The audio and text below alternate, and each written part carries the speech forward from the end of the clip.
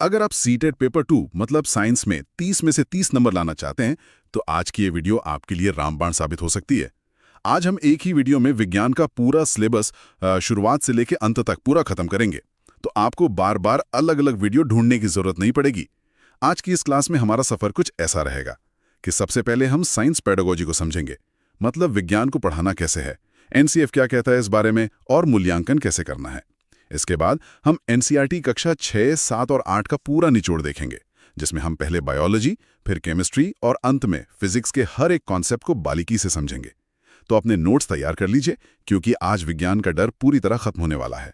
चलिए सबसे पहले शुरुआत करते हैं साइंस पेडागोजी से। ठीक है, तो इस विषय को समझने के लिए सबसे पहला सवाल यही है कि विज्ञान आखिर है क्या? क्या ये सिर्फ तथ्यों का एक संग्रह है? ये एक बहुत ही महत्वपूर्ण सवाल है और सीटेट की परीक्षा में इसी समझ को आप कह सकते हैं परखा जाता है। साइंस शब्द लैटिन भाषा के शब्द साइंटिया से आया है, जिसका मतलब है जानना। लेकिन ये जानना सिर्फ जानकारी इकट्ठा करना नहीं है।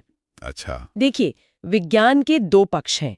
पहला है उत्पाद, मतलब प्रोडक्ट, जिसमें वैज्ञानिक नियम, सिद्धांत और तथ्य आते हैं, जैसे न्यूटन के नियम। बिल्कुल।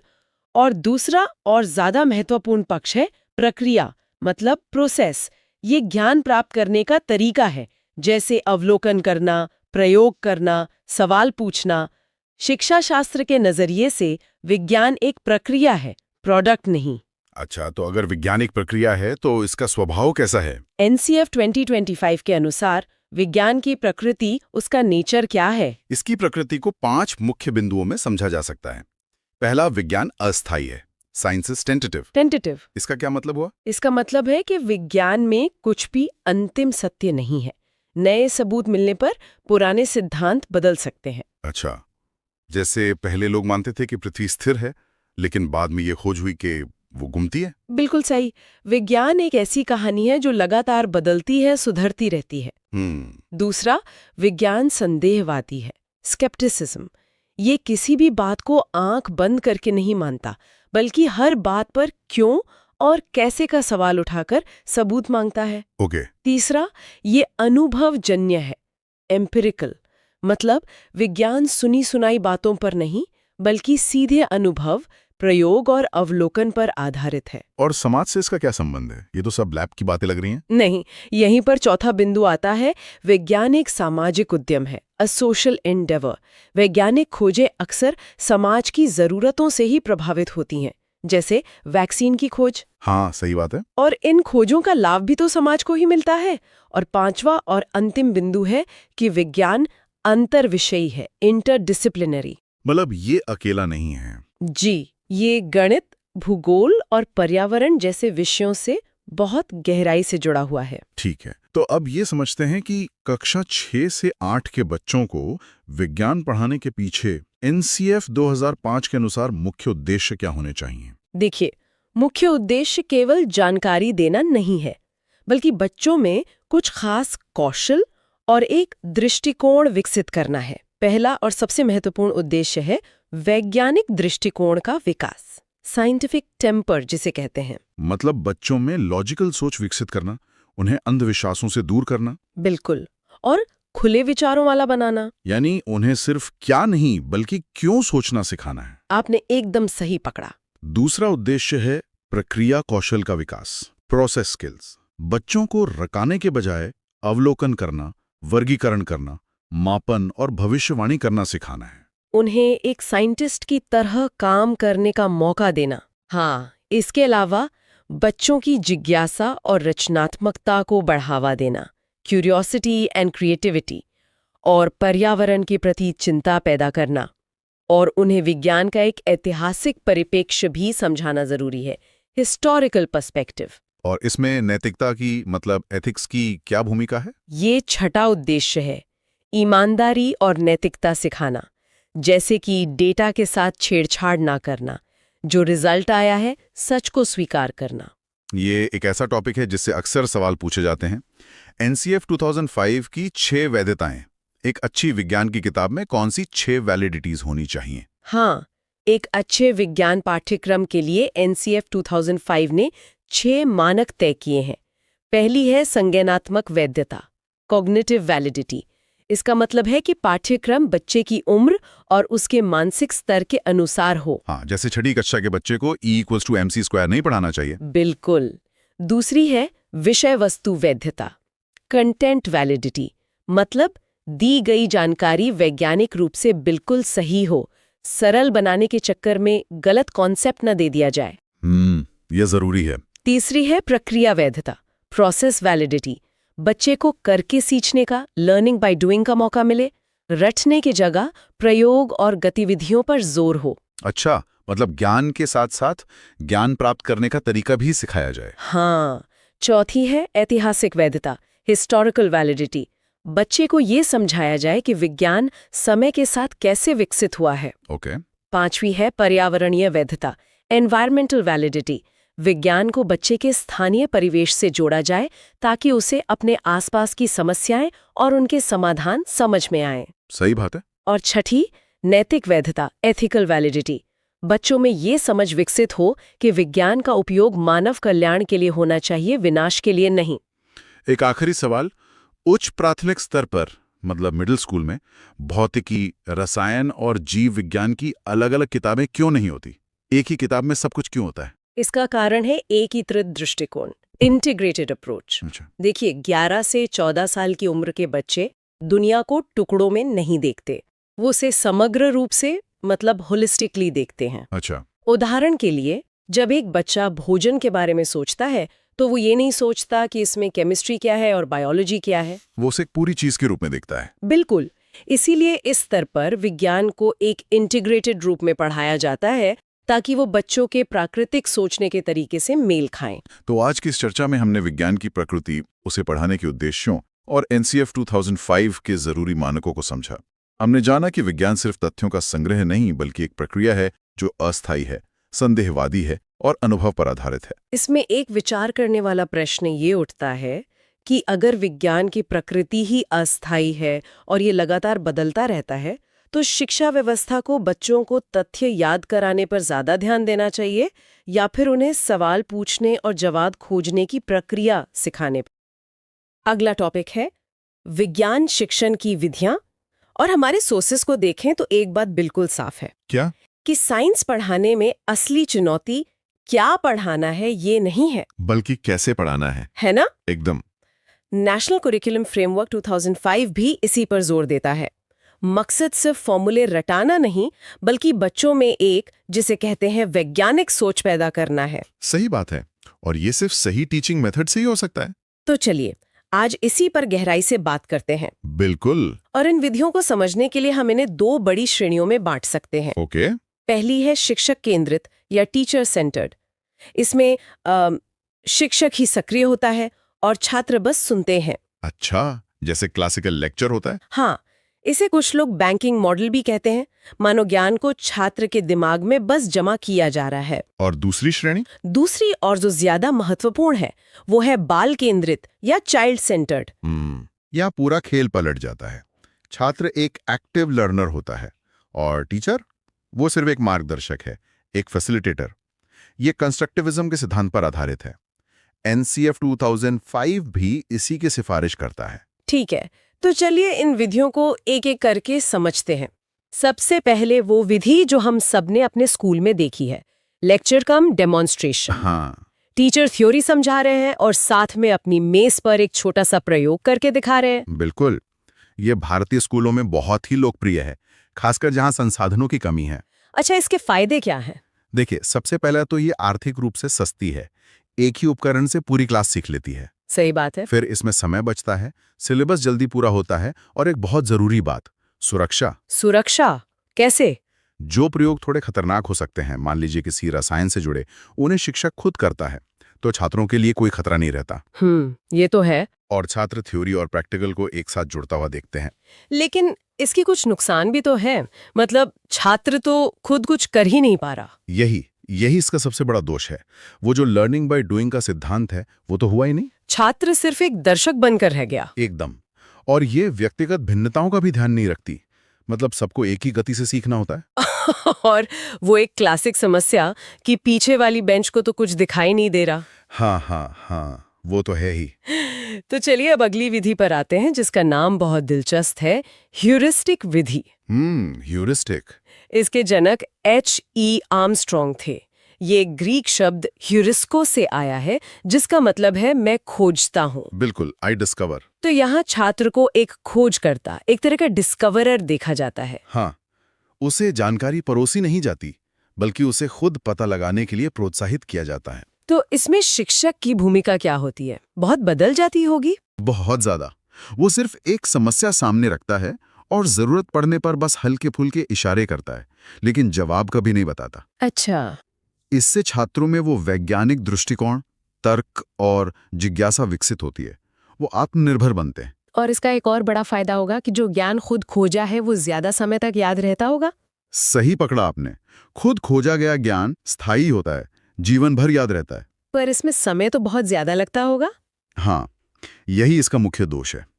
ये प्रक्रिया बहुत धीमी है। इससे सिलेबस पूरा करना लगभग नामुमकिन हो जाता है। और शायद छोटी क्लास के बच्चों के लिए मुश्किल भी है ये। बिल्कुल, उनके लिए काफी कठिन है। ठीक है, अब उस जोड़ी पर आते हैं जो साइंस और गणित की पढ़ाई के लिए सबसे जरूरी मानी जाती है, आगमन और निगमन विधि। Inductive and deductive method. हाँ, ये बहुत महत्वपूर्ण है। तो पहले आगमन विधि को समझते हैं। देखिए, आगमन यानी इंडक्टिव विधि, इसकी दिशा है उदाहरण से नियम की ओर। उदाहरण से नियम। हाँ, शिक्षक पहले कई अलग अलग उदाहरण देते हैं और छात्र उन उदाहरणों में एक पैटर्न देखकर खुद एक सामान्य नियम या फॉर्मूला बनाते हैं। अच्छा, कोई उदाहरण दे सकते हैं? जरूर। मान लीजिए टीचर लोहे को गर्म करके दिखाता है, वो फैलता है, फिर तांबे को गर्म करता है, वो भी फैलता है। ऐसे 3-4 उदाहरणों के बाद बच्चे खुद ही नियम बना लेंगे कि गर्मी से धातुएं फैलती हैं। समझ गए, ये ज्ञात से अज्ञात की ओर है। बिल्कुल, ज्ञात से अज्ञात की ओर और मूर्त से अमूर्त की ओर। कॉन्सेप्ट को समझने के लिए ये विज्ञान सिखाने की सर्वश्रेष्ठ विधि मानी जाती है। और निगमन विधि, डिडक्टिव मेथड, वो ठीक इसकी उल्टी हुई। एकदम उल्टी। निगमन विधि नियम से उदाहरण की ओर चलती है। मतलब टीचर पहले फॉर्मूला बता देगा। हाँ, पहले नियम या फॉर्मूला बता दिया जाता है और फिर छात्र उस पर आधारित सवाल हल करते हैं। तो ये तो रटने जैसा हो गया। कुछ हद तक हाँ, ये रटने को बढ़ावा देती है, लेकिन उच्च कक्षाओं में रिवीजन और अभ्यास के लिए ये काफी प्रभावी है। ठीक है, अब अगली विधि है प्रोजेक्ट मेथड। इसके जनक W.H. किलपैट्रिक थे। हाँ, जो जॉन डीवी के शिष्य थे। इसकी परिभाषा ही सब कुछ कह देती है। प्रोजेक्ट एक उद्देश्यपूर्ण कार्य है जिसे पूरी लगन के साथ सामाजिक वातावरण में किया जाए। बिल्कुल। इस विधि के कुछ तय चरण हैं जिन्हें क्रम में याद रखना बहुत जरूरी है। ओके, तो पहला क्या है? सबसे पहले परिस्थिति प्रदान करना, प्रोवाइडिंग अ सिचुएशन। सीधा टॉपिक नहीं देना मतलब? नहीं। दूसरा चरण है प्रोजेक्ट का चयन और उद्देश्य तय करना। फिर तीसरा है योजना बनाना, मतलब प्लानिंग। और उसके बाद तो काम शुरू। हाँ, चौथा चरण है योजना का क्रियान्वयन, यानी एग्जीक्यूटिंग। काम पूरा होने पर पांचवा चरण है मूल्यांकन, मतलब ये देखना कि काम कैसा हुआ। सही। और अंत में छठा चरण है रिकॉर्डिंग, यानी एक फाइल तैयार करना। इस विधि का सबसे खास गुण क्या लगता है आपको? इसका सबसे खास गुण है सामाजिक गुणों का विकास, सोशल स्किल्स। टीम वर्क, सहयोग। हाँ, सहयोग, टीम वर्क और नेतृत्व क्षमता, ये सब बच्चे एक साथ काम करते हुए सीखते हैं। ठीक है, अब दो और महत्वपूर्ण विधियों पर बात करते हैं, समस्या समाधान और प्रयोगशाला विधि। Problem solving and laboratory method. तो समस्या समाधान विधि छात्रों को एक वैज्ञानिक की तरह सोचना सिखाती है ना? हाँ, ये एक मानसिक द्वंद्व से शुरू होती है, एक मेंटल कॉन्फ्लिक्ट से। और इसके चरण वैज्ञानिक विधि के ही चरण हैं। जैसे कि? पहला, समस्या की पहचान करना। दूसरा, संभावित उत्तर यानी परिकल्पना, हाइपोथेसिस बनाना। फिर उस हाइपोथेसिस को टेस्ट करना। बिल्कुल। तीसरा चरण है आंकड़ों को इकट्ठा करना। चौथा, आंकड़ों का विश्लेषण करना। पांचवा, निष्कर्ष निकालना। और अंत में एक नियम यानी सामान्यीकरण, जनरलाइजेशन। बहुत बढ़िया। और प्रयोगशाला विधि तो सीधी और सरल है, करके सीखना। लर्निंग बाय डूइंग का सबसे अच्छा उदाहरण। छात्र खुद लैब में जाते हैं, उपकरणों को हाथ लगाते हैं और प्रयोग करते हैं। यह विधि इंद्रियों पर आधारित है, सेंस बेस्ड है। इसमें हाथ, आंख और दिमाग तीनों एक साथ सक्रिय रहते हैं, जिससे सीखना बहुत प्रभावी होता है। बिल्कुल। लेकिन यहाँ सबसे महत्वपूर्ण बात सुरक्षा यानी सेफ्टी है, जिसका ध्यान रखना बहुत जरूरी है। तो इतनी सारी विधियों को जानने के बाद अब अंतिम सवाल ये उठता है कि विज्ञान के लिए सबसे अच्छी विधि कौन सी है? ये सबसे मुश्किल सवाल है और स्रोत के अनुसार कोई भी एक विधि अपने आप में पूरी नहीं है। मतलब कोई एक बेस्ट मेथड नहीं है। नहीं है। एक अच्छे शिक्षक को एक मिश्रित दृष्टिकोण, एक एक्लेक्टिक अप्रोच अपनाना चाहिए। यानी जरूरत के हिसाब से अलग-अलग विधियों का इस्तेमाल करना चाहिए। एकदम। लेकिन अगर परीक्षा के नजरिए से एक जवाब देना ही हो, तो विज्ञान के लिए सबसे उपयुक्त दृष्टिकोण है एकीकृत और बाल केंद्रित दृष्टिकोण। Integrated and child centred approach. हाँ, एक ऐसा तरीका जिसमें बच्चा सक्रिय रूप से शामिल हो और खुद अपने ज्ञान का निर्माण करे। बहुत खूब। तो चलिए अपने श्रोताओं के सोचने के लिए यहाँ एक विचार छोड़ते हैं। जरूर। आज के टेक्नोलॉजी के युग में क्या आर्टिफिशियल इंटेलिजेंस यानी एआई और वर्चुअल सिमुलेशन इन पारंपरिक शिक्षण विधियों की सीमाओं को दूर करने का एक नया रास्ता खोल सकते हैं? खासकर प्रयोगशाला और प्रदर्शन विधि की कमियों को, जहां असल लैब नहीं है, क्या वहां एक वर्चुअल लैब वही अनुभव दे सकती है? बिल्कुल, इस पर सोचिएगा जरूर। तो अगला टॉपिक है सहायक सामग्री और मूल्यांकन, यानी टीचिंग, लर्निंग मटेरियल और इवैल्यूएशन। एक साइंस टीचर के लिए शायद यही दो सबसे बड़े सवाल हैं। पहला कि पढ़ाना किन साधनों से है, और दूसरा ये कि ये कैसे पता करें कि जो पढ़ाया वो बच्चे तक पहुंचा भी या नहीं। बिल्कुल। और विज्ञान जैसे विषय में ये सवाल और भी गहरा हो जाता है। कैसे? देखिए, साइंस में बहुत से कॉन्सेप्ट्स अमूर्त होते हैं, एब्स्ट्रैक्ट होते हैं। जैसे गुरुत्वाकर्षण, परमाणु या बिजली का करंट। आप इन्हें सीधे सीधे दिखा नहीं सकते। एग्जैक्टली। तो इन अमूर्त विचारों को समझाने के लिए हमें ठोस यानी कॉन्क्रीट चीजों की जरूरत पड़ती है, और यहीं पर सहायक सामग्री यानी टीएलएम का रोल शुरू होता है। तो चलिए इसी टीएलएम से शुरू करते हैं। जब हम सहायक सामग्री की बात करते हैं तो सबसे पहले तो टेक्स्ट बुक ही दिमाग में आती है। सबसे आम टूल है। हाँ बिल्कुल। सोर्स में एनसीएफ 2005 का जिक्र है। उसके हिसाब से एक अच्छी साइंस की किताब को कैसा होना चाहिए? एनसीएफ 2005 ने टेक्स्ट बुक्स को लेकर हमारी सोच को बदलने की कोशिश की। जैसे कि? उसने कुछ बहुत जरूरी बातें कहीं। जैसे? पहली और सबसे बड़ी बात, पाठ्य पुस्तक सीखने का एकमात्र साधन नहीं है। अच्छा। वो कई साधनों में से बस एक है। उसे ज्ञान का अंतिम स्रोत मतलब a source of all knowledge मानने की भूल नहीं करनी चाहिए। ये तो सोच में बहुत बड़ा बदलाव है। और किताब की भाषा और कंटेंट के बारे में क्या कहा गया? दूसरी बात भाषा को लेकर है। एनसीएफ कहता है कि भाषा बच्चों की रोजमर्रा की बोलचाल वाली हो, भारी भरकम तकनीकी शब्दों से भरी हुई ना हो। हाँ, मकसद बच्चे को डराना नहीं बल्कि विषय से जोड़ना है। और तीसरी बात इसी से जुड़ी है, किताब को रटने पर नहीं समझने पर जोर देना चाहिए। लेकिन एक सवाल है, विज्ञान जैसे विषय में सटीक परिभाषाएं और तकनीकी शब्द तो जरूरी होते हैं, तो अगर हम उनसे बचेंगे तो क्या हम विषय को जरूरत से ज्यादा सरल नहीं कर देंगे? बहुत अच्छा सवाल है। एनसीएफ का मतलब ये नहीं है कि तकनीकी शब्द सिखाए ही न जाएं। तो फिर मतलब ये है कि उन्हें सीधे रटाने की बजाय गतिविधियों और उदाहरणों के जरिए समझाया जाए। किताब को एक्टिविटी आधारित होना चाहिए, जिसमें करके देखो या आओ पता करें जैसे सेक्शंस हो। और एक बहुत ही दिलचस्प सुझाव ये भी है कि किताब में जानबूझकर कुछ खाली जगह छोड़ देनी चाहिए। खाली जगह? वो क्यों? ताकि बच्चा खुद जानकारी खोजकर उसे भरे। इससे वो सिर्फ एक पैसिव रीडर नहीं बल्कि एक एक्टिव लर्नर बनता है। ये खाली जगह छोड़ने वाला आइडिया वाकई कमाल का है।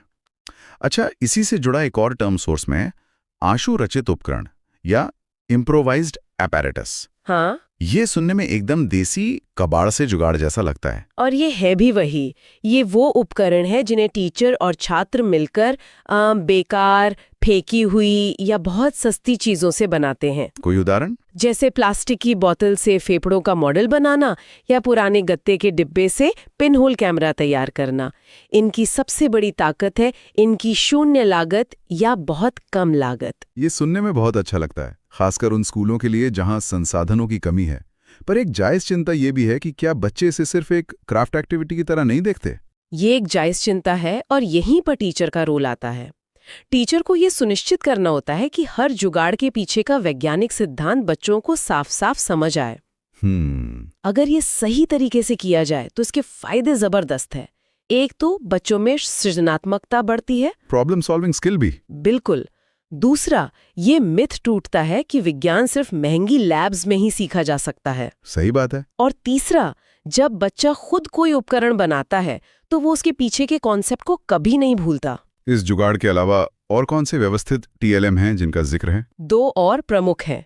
एक है साइंस किट। ये NCERT तैयार करता है ना? हाँ, ये एक छोटा सा बॉक्स होता है, एक तरह की चलती फिरती मिनी लैब, जिसमें प्रयोग के लिए जरूरी सामान जैसे परखनली, लेंस, चुंबक ये सब होता है। ये उन स्कूलों के लिए बहुत अच्छा होगा जहां पूरी लैब का बजट नहीं है। बिल्कुल। और दूसरा है श्रव्य दृश्य सामग्री यानी ऑडियो विजुअल एड्स। इसमें तो चार्ट, मॉडल से लेकर कंप्यूटर, डॉक्यूमेंट्रीज तक सब आ जाता होगा। हाँ, सब कुछ। इनका मनोवैज्ञानिक फायदा ये है कि ये हमारी एक से ज्यादा इंद्रियों को शामिल करते हैं। हम जो सिर्फ पढ़ते हैं उसका बहुत कम याद रहता है, लेकिन जो देखते और करते हैं वो ज्यादा समय तक याद रहता है।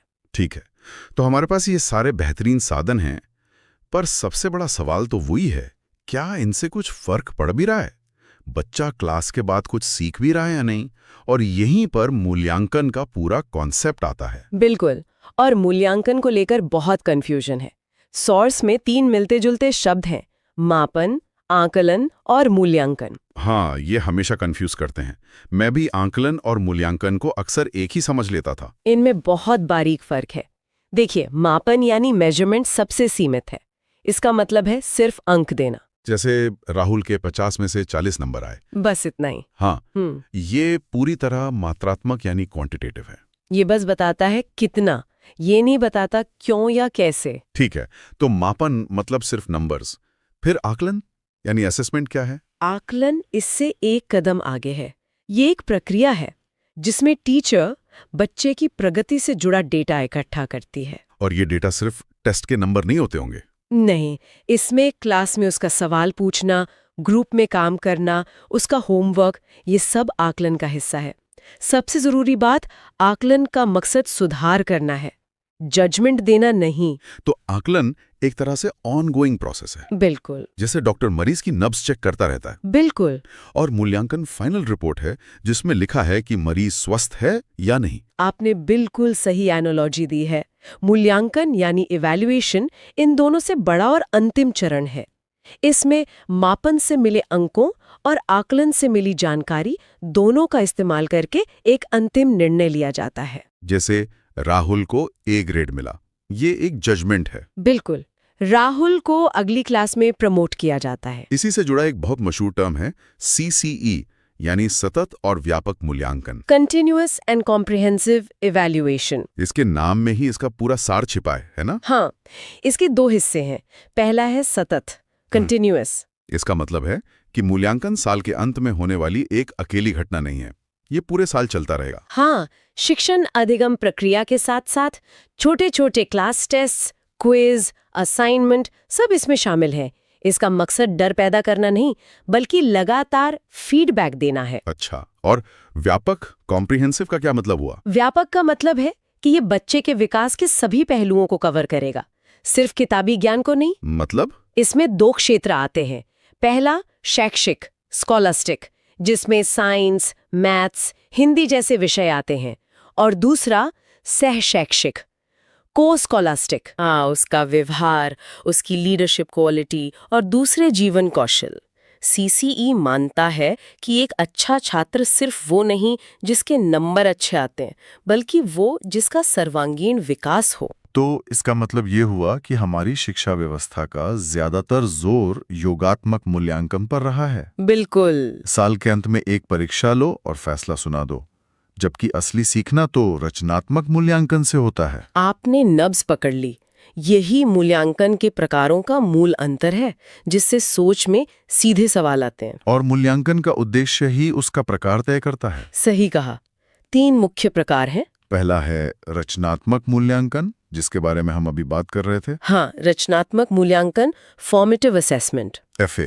इसका दूसरा नाम है अधिगम के लिए आकलन, असेसमेंट फॉर लर्निंग। ये कीवर्ड बहुत जरूरी है, के लिए। मतलब ये सीखने की प्रक्रिया को बेहतर बनाने के लिए है।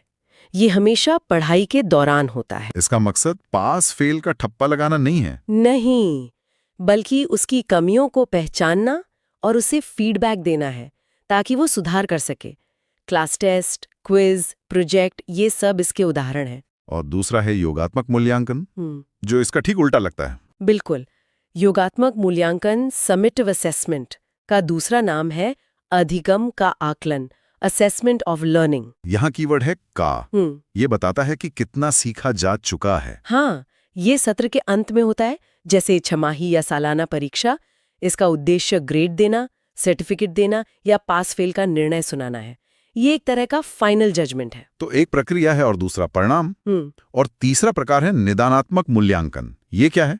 निदानात्मक मूल्यांकन, डायग्नोस्टिक इवैल्यूएशन का उद्देश्य बहुत ही विशिष्ट है, समस्या के कारण का पता लगाना। जैसे डॉक्टर बीमारी का निदान यानी डायग्नोसिस करता है। बिल्कुल बिल्कुल। वैसे ही टीचर ये पता लगाती है कि अगर कोई बच्चा किसी टॉपिक में कमजोर है तो उसका असल कारण क्या है।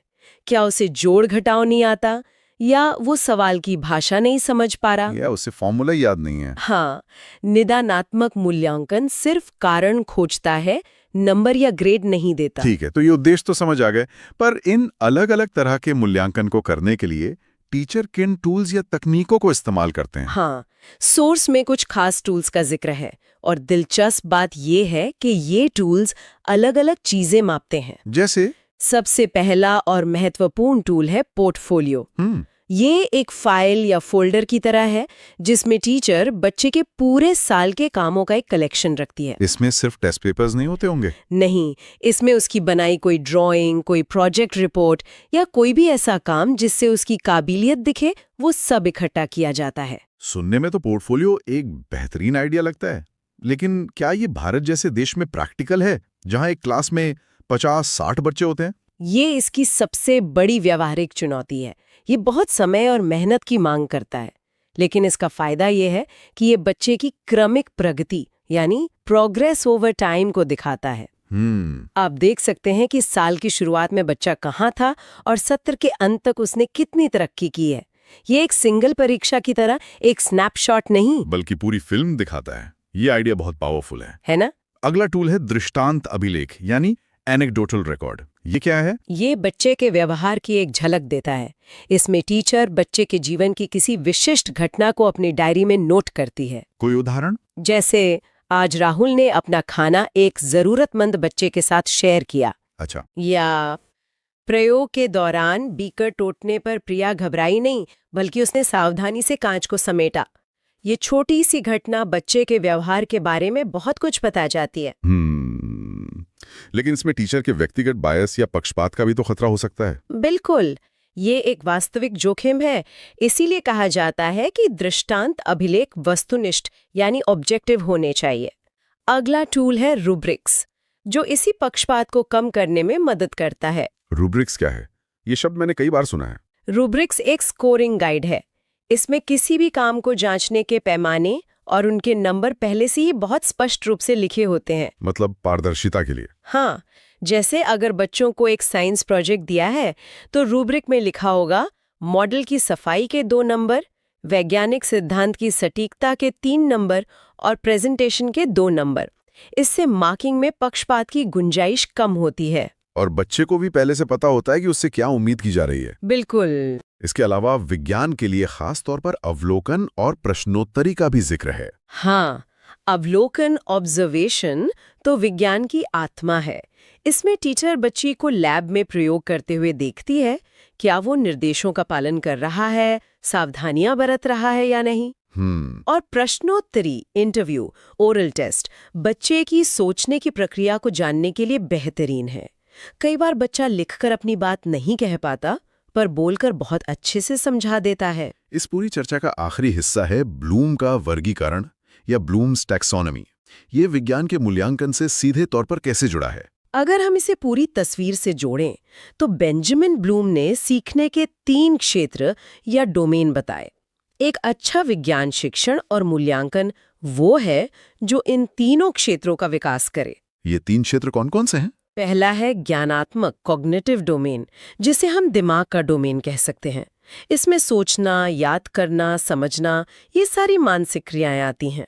हमारी ज्यादातर परीक्षाएं इसी डोमेन को जांचती हैं। बिल्कुल।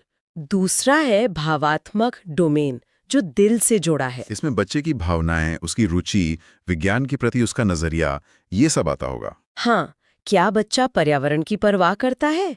क्या वो वैज्ञानिक खोजों को लेकर उत्साहित है? ये सब भावात्मक पक्ष है। और तीसरा डोमेन है मनोगत्यात्मक, जिसे हम हाथ का काम कह सकते हैं।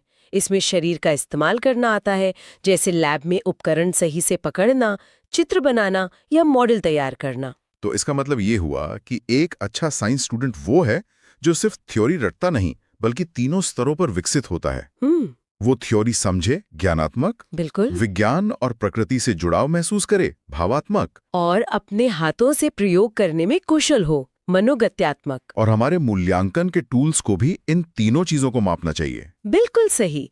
एक अच्छा मूल्यांकन सिर्फ ये नहीं जांचता कि बच्चे को क्या पता है, बल्कि ये भी जांचता है कि वो क्या महसूस करता है और क्या कर सकता है। तो इस पूरी गहरी चर्चा से कुछ मुख्य बातें निकल कर आती हैं। पहली, पाठ्यपुस्तक एकमात्र साधन नहीं है। दूसरी, मूल्यांकन का असली मकसद डराना नहीं बल्कि सुधारना है। हाँ, इसीलिए अधिगम के लिए आकलन यानी फॉर्मेटिव असेसमेंट, अधिगम का आकलन यानी समेटिव से ज्यादा महत्वपूर्ण है। बिल्कुल। और आखिर में पोर्टफोलियो जैसे टूल बच्चे की पूरी यात्रा दिखाते हैं, ना कि सिर्फ एक दिन की परफॉर्मेंस। यहाँ एक जरूरी सवाल उठता है जिस पर सोचा जा सकता है। बताइए। हमने जितने भी मूल्यांकन के उपकरणों की बात की, पोर्टफोलियो, रूब्रिक्स, इन सब का इस्तेमाल आमतौर पर टीचर करती है बच्चे को आंकने के लिए। लेकिन क्या हम इन उपकरणों को खुद बच्चों के हाथ में नहीं दे सकते, ताकि वो अपनी लर्निंग को खुद आंक सकें? मतलब सेल्फ असेसमेंट और पीयर असेसमेंट। हाँ, इस पूरे फ्रेमवर्क में सेल्फ असेसमेंट यानी स्व आकलन कहाँ फिट होता है? शायद असली सशक्तिकरण तब होगा जब बच्चा अपने सीखने का मूल्यांकन खुद करना सीख जाए। अगला टॉपिक है विज्ञान शिक्षण की समस्याएं और उपचारात्मक शिक्षण। स्कूल में साइंस की क्लास याद है? मुझे तो बस वो लिटमस पेपर का रंग बदलना और मेंढक का डिसेक्शन याद है। हाँ बिल्कुल, लेकिन कई बच्चों के लिए साइंस की क्लास एक डर का नाम है। फॉर्मूले, मुश्किल डायग्राम्स और ऐसे सवाल जो सिर के ऊपर से निकल जाते हैं। आज हमारे पास जो नोट्स है वो इसी डर की जड़ तक जाने और उसे दूर करने के बारे में है। मतलब हम ये समझने की कोशिश करेंगे कि स्कूलों में विज्ञान पढ़ाना इतना मुश्किल क्यों है, और अगर कोई बच्चा पिछड़ रहा है तो एक टीचर के तौर पर हम उसकी मदद कैसे कर सकते हैं। बिल्कुल। तो चलिए इस पूरी पहेली को परत दर परत खोलते हैं। सबसे बड़ा सवाल तो यही है कि असल में चुनौतियां हैं क्या? हाँ, और ये चुनौतियां आप देखिए एक दूसरे से जुड़ी हुई हैं, एक चेन की तरह। अच्छा। सबसे पहली और शायद सबसे बड़ी कड़ी है संसाधनों की कमी, मतलब लैक ऑफ रिसोर्सेस। हम सब करके सीखने या लर्निंग बाय डूइंग की बात तो करते हैं, पर आप सोचिए ये होगा कैसे? सही बात है। एक हालिया स्टडी बताती है कि भारत के लगभग 40% सेकेंडरी स्कूलों में काम करने लायक साइंस लैब ही नहीं है। 40%? ये तो बहुत ज्यादा है। हाँ, और जहां हैं भी वहां उपकरण या तो पुराने हैं या बस धूल खा रहे हैं। ऐसे में विज्ञान बिना प्रयोग के सिर्फ इतिहास का एक चैप्टर बन के रह जाता है जिसे बस रटना है। मतलब हम बच्चों से एक वैज्ञानिक सोच की उम्मीद कर रहे हैं, पर उन्हें वैज्ञानिक की तरह काम करने का मौका ही नहीं दे रहे। बिल्कुल। लेकिन क्या ये सिर्फ सामान या लैब की कमी है, या इसमें टीचर की ट्रेनिंग का भी कोई रोल है? ये बहुत जरूरी सवाल है, क्योंकि यही हमारी दूसरी कड़ी है, शिक्षक की तैयारी में कमी। इसे इनकॉम्पिटेंस ऑफ टीचर कहना शायद थोड़ा कठोर होगा, लेकिन मुद्दा यह है कि कई बार शिक्षकों को खुद विषय की प्रैक्टिकल समझ नहीं होती। अच्छा। उन्हें ट्रेनिंग में जो पढ़ाया गया वो उसे ही आगे पढ़ाते हैं। नई टेक्नोलॉजी जैसे इंटरैक्टिव सिमुलेशन या आईसीटी का इस्तेमाल कैसे करें या बच्चों को एक्टिविटी में कैसे शामिल करें, इसकी ट्रेनिंग अक्सर गायब होती है। और इस पर वो सिलेबस खत्म करने का प्रेशर अलग से। मुझे लगता है कई बार तो अच्छे से अच्छा टीचर भी उस प्रेशर में दब जाता होगा। बिल्कुल, और यहीं से तीसरी और चौथी समस्या एक साथ पैदा होती है। भारी भरकम सिलेबस, ओवरलोडेड क्यूरिकुलम, हाँ, और पढ़ाने के पुराने तरीके, डल टीचिंग मेथड्स। सिलेबस इतना ज्यादा है कि टीचर का मकसद सिखाना नहीं बल्कि निपटाना बन जाता है। उसे पता है कि अगर वो एक कॉन्सेप्ट पर ज्यादा समय लगाएगा तो कोर्स पीछे रह जाएगा। और इसका नतीजा ये कि वो सबसे आसान रास्ता अपनाता है, लेक्चर मेथड।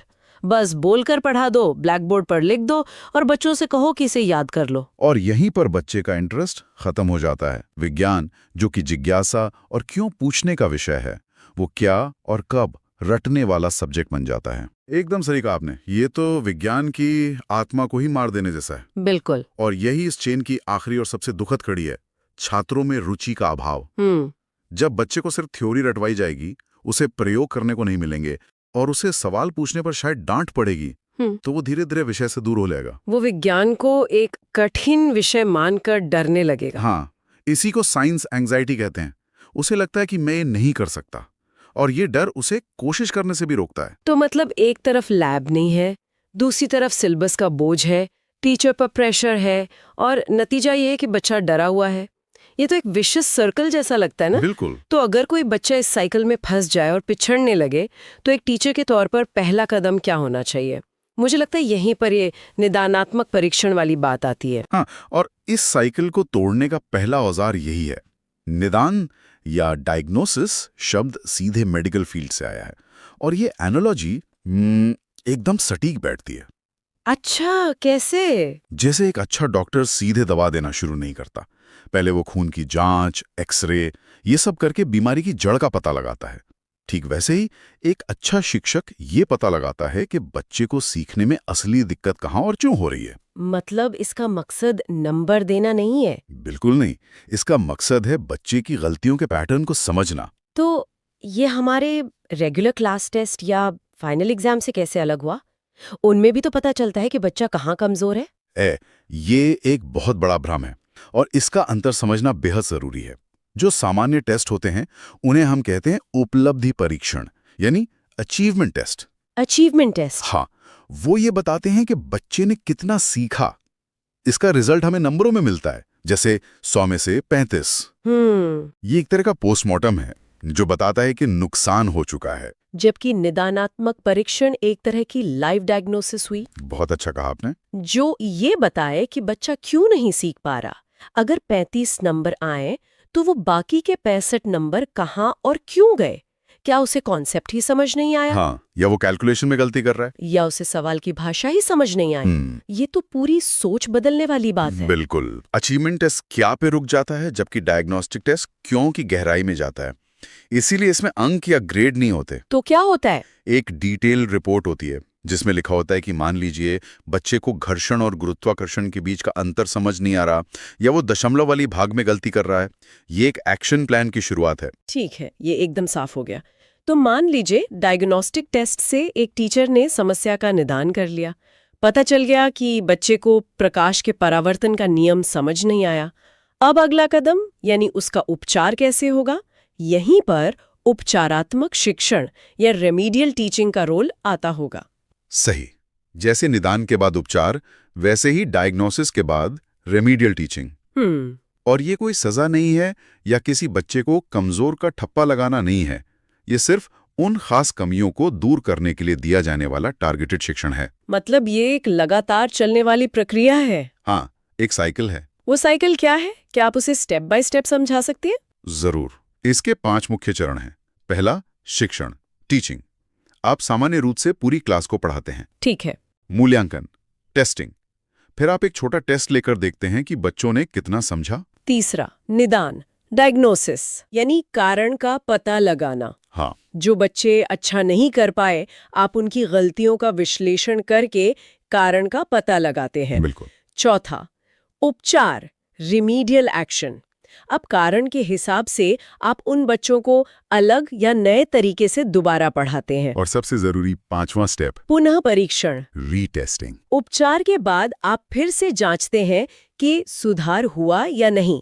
अगर नहीं, तो शायद आपका उपचार का तरीका गलत था और आपको फिर से कुछ नया सोचना होगा। मतलब ये साइकिल तब तक चलती है जब तक बच्चा सीख न जाए। बिल्कुल। ये प्रक्रिया तो बहुत तार्किक लगती है, पर इस चौथे चरण यानी नए तरीके से पढ़ाने के लिए एक टीचर के पास क्या-क्या विकल्प होते हैं? क्योंकि अगर बच्चे को लेक्चर से समझ नहीं आया तो दोबारा लेक्चर देने का तो कोई फायदा नहीं। बहुत अच्छा पॉइंट है। इसके लिए कई रणनीतियां हैं। सबसे पहली और असरदार है व्यक्तिगत शिक्षण, इंडिविजुअलाइज्ड टीचिंग। 1-on-1 मतलब? हाँ, जिसमें शिक्षक उस बच्चे पर 1-on-1 ध्यान देता है, उसकी टेबल पर जाकर बैठता है और उसकी समस्या समझता है। ठीक है। अगर कई बच्चों की समस्या एक जैसी है तो दूसरी रणनीति काम आती है, समूह शिक्षण, ग्रुप टीचिंग। 5-6 बच्चों का एक छोटा ग्रुप बनाकर उन्हें एक साथ पढ़ाया जा सकता है। जब आपने ग्रुप की बात की तो मुझे अपना स्कूल याद आ गया। मुझे मैथ्स मेरे एक दोस्त से ज़्यादा अच्छे से समझ आती थी, टीचर से भी ज़्यादा। हाँ, ऐसा होता है। शायद इसलिए कि वो मेरी ही भाषा में मेरे ही लेवल पर आकर समझाता था। इसे शायद सहपाठी शिक्षण कहते हैं। बिल्कुल, और ये तीसरी बहुत शक्तिशाली रणनीति है, सहपाठी शिक्षण, पीयर ट्यूटोरिंग। इसमें क्लास का कोई होशियार बच्चा दूसरे बच्चे की मदद करता है। इससे दोनों का फायदा है। बिल्कुल, सिखाने वाले का कॉन्सेप्ट और मजबूत होता है और सीखने वाले की झिझक खुलती है। और तरीके? चौथी रणनीति है विधियों में बदलाव। अगर बच्चे को ब्लैक बोर्ड पर डायग्राम समझ नहीं आया तो शायद उसे कोई यूट्यूब वीडियो, कोई 3D मॉडल या कोई छोटी सी एक्टिविटी कराकर वो बात ज्यादा आसानी से समझाई जा सकती है। और आखिर में, ये सब तो बहुत कारगर तरीके लगते हैं, लेकिन ये सब इस धारणा पर आधारित है कि क्लास के सभी बच्चे एक जैसे हैं। हमारे नोट्स में कुछ सामाजिक पहलुओं पर भी बात की गई है जो इस पूरी प्रक्रिया को और जटिल बना देते हैं, जैसे विज्ञान की क्लास में लैंगिक पूर्वाग्रह। और ये एक ऐसी अदृश्य दीवार है जो कई बच्चों को, खासकर लड़कियों को, विज्ञान पढ़ने से रोकती है। हाँ, हमारे समाज में ये धारणा बहुत गहरी है कि लड़के साइंस और मैथ्स में अच्छे होते हैं और लड़कियां आर्ट्स या होम साइंस में। जबकि नेशनल करिकुलम फ्रेमवर्क NCF 2005 इस धारणा को सिरे से खारिज करता है। बिल्कुल, वो साफ कहता है कि विज्ञान सबके लिए है। ये पूर्वाग्रह तो हमारी किताबों और क्लासरूम की भाषा में भी झलकता है। मैंने भी ध्यान दिया है कि जब भी किसी वैज्ञानिक की तस्वीर होती है तो वो अक्सर एक सफेद कोट पहने पुरुष की ही होती है। हाँ, और ये बहुत खतरनाक है। मैंने एक बार एक क्लास में बच्चों से कहा कि एक साइंटिस्ट का चित्र बनाओ। 25 में से 22 बच्चों ने एक बूढ़े आदमी का चित्र बनाया जिसके बाल बिखरे हुए थे, आइंस्टाइन जैसा। ओह! ये दिखाता है कि ये स्टीरियोटाइप कितना गहरा है। एक टीचर की जिम्मेदारी है कि वो इस धारणा को तोड़े। वो मैरी क्यूरी, कल्पना चावला और टेसी थॉमस जैसी महिला वैज्ञानिकों के उदाहरण दे, ताकि लड़कियों को भी लगे कि ये फील्ड उनके लिए भी है। बिल्कुल, वो लड़कों और लड़कियों दोनों को लैब में उपकरण इस्तेमाल करने के बराबर मौके दे। और इसी से जुड़ा एक और बड़ा सवाल है समावेशी शिक्षा, इंक्लूसिव एजुकेशन का। जब एक ही क्लास में अलग-अलग शारीरिक, मानसिक और सामाजिक जरूरतों वाले बच्चे एक साथ पढ़ रहे हों, तब एक टीचर विज्ञान कैसे पढ़ाए? ये आज के समय की सबसे बड़ी और सबसे जरूरी चुनौती है। मान लीजिए आपकी क्लास में कुछ बच्चे ऐसे हैं जिन्हें देखने में दिक्कत है, विजुअली इम्पेयर्ड। आप उन्हें ब्लैक बोर्ड पर डायग्राम बनाकर नहीं समझा सकते। उनके लिए आपको स्पर्श आधारित यानी टैक्टाइल सामग्री का इस्तेमाल करना होगा, जैसे उभरे हुए मॉडल्स जिन्हें वो छूकर समझ सकें। हाँ, उनके लिए ऑडियो बुक्स का इस्तेमाल करना होगा। प्रयोग करते समय उन्हें चीजों को छूकर, सूंघकर या उनकी आवाज सुनकर महसूस करने का मौका देना होगा। और सिक्के का दूसरा पहलू भी है। क्लास में कुछ बहुत होशियार बच्चे भी तो होते हैं जिन्हें हम प्रतिभाशाली छात्र, गिफ्टेड स्टूडेंट्स कहते हैं। बिल्कुल। वो तो सामान्य सिलेबस से बहुत जल्दी बोर हो जाते होंगे। हाँ, और उनकी बोरियत क्लास में शरारत या अनुशासनहीनता में बदल सकती है। ये भी एक चुनौती है। अगर इन बच्चों को चैलेंज नहीं मिला तो वो क्लास में डिसरप्टिव भी हो सकते हैं। तो उनकी ऊर्जा को सही दिशा देना बहुत जरूरी है। बिल्कुल, उनके लिए संवर्धन कार्यक्रम या एनरिचमेंट प्रोग्राम्स चलाने चाहिए। उन्हें कुछ मुश्किल सवाल, जिन्हें हायर ऑर्डर थिंकिंग स्किल्स यानी HOTS कहते हैं, दिए जा सकते। या उन्हें किसी प्रोजेक्ट का लीडर बनाकर उनकी ऊर्जा को सही दिशा दी जा सकती है। हाँ, ये भी एक अच्छा तरीका है। उन्हें नजरअंदाज करना भी एक तरह से समावेशी शिक्षा के खिलाफ है। तो इस पूरी चर्चा के बाद अगर हमें विज्ञान पढ़ाने के मूल मंत्रों को कुछ पॉइंट्स में समेटना हो तो वो क्या होंगे? निष्कर्ष के तौर पर कुछ बातें हमेशा याद रखनी चाहिए। पहला, विज्ञान कोई तथ्यों का ढेर नहीं बल्कि एक प्रक्रिया, प्रोसेस है। उत्तर से ज्यादा जरूरी है कि उस उत्तर तक पहुंचने का तरीका क्या था। बिल्कुल। दूसरा, रटने, रोट लर्निंग का हर स्तर पर विरोध करना है। विज्ञान समझने की चीज है, रटने की नहीं। तीसरा, ज्ञान को बच्चे की जिंदगी से जोड़ना है, जैसे घर्षण पढ़ाते हुए गाड़ी के टायर का उदाहरण देना। अगर बच्चा क्लास की बात को बाहर की दुनिया में देखेगा तो कभी नहीं भूलेगा। सही बात है। चौथा, करके सीखने को सबसे ज्यादा बढ़ावा देना है, चाहे वो एक छोटा सा प्रयोग ही क्यों ना हो। पांचवा, बच्चे की जिज्ञासा का सम्मान करना है। अगर वो कोई अटपटा सवाल भी पूछे तो उसे डांटने की बजाय प्रोत्साहित करना है, क्योंकि हर बड़ी खोज एक सवाल से ही शुरू होती है। और आखिरी, मूल्यांकन का मकसद डराना नहीं बल्कि सीखने में मदद करना है। ये लगातार कंटिन्यूअस होना चाहिए, ना कि साल के अंत में होने वाली एक परीक्षा। आज हमने विज्ञान पढ़ाने की चुनौतियों से लेकर उनकी जड़ तक पहुंचने के तरीकों यानी निदानात्मक परीक्षण और फिर उनके समाधान यानी उपचारात्मक शिक्षण पर विस्तार से बात की। हमने लैंगिक पूर्वाग्रह और समावेशी कक्षा जैसे जरूरी सामाजिक पहलुओं को भी समझा। ये साफ है कि अच्छा विज्ञान शिक्षण सिर्फ सिलेबस पूरा करना नहीं है, बल्कि हर बच्चे के अंदर एक वैज्ञानिक सोच और सवाल पूछने की हिम्मत पैदा करना है। यह एक महत्वपूर्ण सवाल खड़ा करता है, यह जानते हुए कि स्कूल के संसाधन या पाठ्यक्रम जैसी कई चीजें एक शिक्षक के नियंत्रण से बाहर हो सकती हैं। आज की चर्चा के आधार पर वो कौन सा एक छोटा व्यावहारिक बदलाव है जो कोई भी शिक्षक कल अपनी कक्षा में ला सकता है ताकि विज्ञान सभी के लिए ज्यादा। अगला टॉपिक है भोजन और पोषण।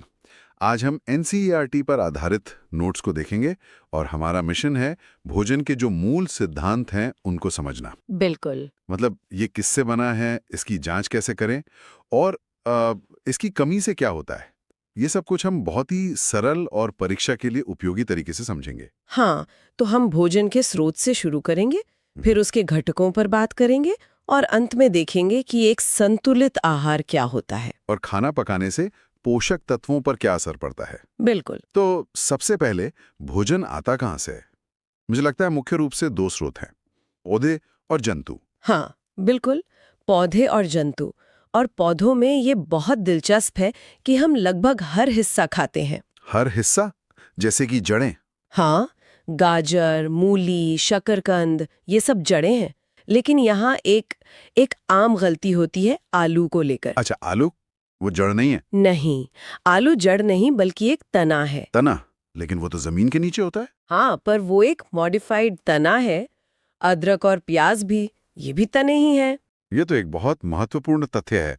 अच्छा, और पत्तियों में तो पालक और सरसों हैं, फूल में फूल गोभी। सही है। और यहाँ एक और रोचक बात है, मैंने सुना है कि वैज्ञानिक रूप से टमाटर, बैंगन और भिंडी फल हैं, सब्जी नहीं। बिल्कुल, बॉटनी के हिसाब से वो फल ही हैं। और हम बीज भी तो खाते हैं, जैसे दालें और सरसों। हाँ, सरसों का पौधा तो खास है। मतलब इसके दो भाग खाए जाते हैं। हाँ, बीज से तेल निकलता है और पत्तियों से साग बनता है। और जंतुओं से हमें दूध, अंडे और मांस मिलता है। पर शहद के बारे में क्या, वो भी तो है? हाँ, शहद की प्रक्रिया अलग है। मधुमक्खियां फूलों से मकरंद मतलब मीठा रस इकट्ठा करती हैं ओके। और फिर उसे शहद में बदल देती हैं। ये भोजन को बदलने और स्टोर करने की एक प्राकृतिक प्रक्रिया है। ठीक है, तो अब देखते हैं कि इस भोजन के अंदर क्या होता है। मतलब इसके घटक मुख्य रूप से 5 पोषक तत्व हैं। इन्हें शायद इनके काम के आधार पर बांटा जा सकता है। हाँ, बिल्कुल। सबसे पहले हैं ऊर्जा देने वाले कार्बोहाइड्रेट और वसा। कार्बोहाइड्रेट ये तो ऊर्जा का मुख्य स्रोत है, जैसे चावल, गेहूं, आलू में पाया जाता है। हाँ, ये स्टार्च यानी मंड और चीनी मतलब शर्करा के रूप में होता है। और वसा? वो भी ऊर्जा देती है। हाँ, वसा भी ऊर्जा देती है, लेकिन कार्बोहाइड्रेट से लगभग 2 गुनी। 2 गुनी। जी। तेल, घी, मक्खन इसके मुख्य स्रोत हैं। पर यहाँ ये ध्यान देना जरूरी है कि ज्यादा वसा मोटापे का कारण बनती है। सही है। तो ऊर्जा के बाद अगला है प्रोटीन, जिसे बॉडी बिल्डिंग फूड या शरीर वर्धक भोजन भी कहते हैं। बिल्कुल।